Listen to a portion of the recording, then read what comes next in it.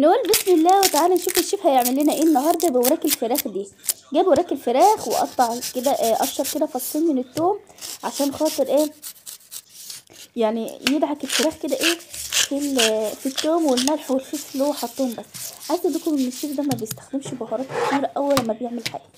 وركنهم كده على جنب. جاب السوسيج ده ولا السجق ده، ما علينا. قطع ايه احلى حاجه في الموضوع الجبنه الموتزاريلا دي يا جماعه، تبقى رهيبه.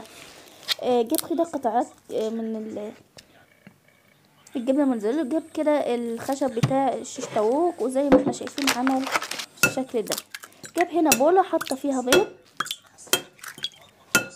فيها بيض يعني حط. جاب 5 بيضات، حط عليهم تقريبا ربع كوبايه كده من اللبن. تعالوا نشوف هنعمل. كبهم كده على الدقيق ده. دقيق يا جماعه.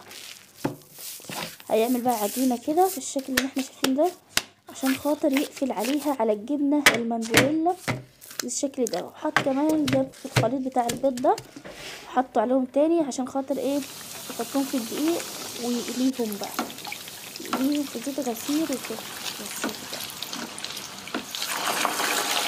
برضو جاب وراك الفراخ وهيحمرهم على برضو من غير اي توابل ولا اي حاجه خالص، هي بس فصين الثوم والملح والفلفل. شايفين بقى الجمال.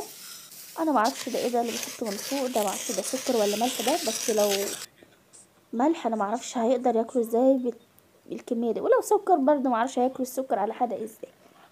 طبعا الفينش الاخير بقى اللي هو الكاتشب، وبالهنا والشفا معنا. بجد طريقه جامده جدا.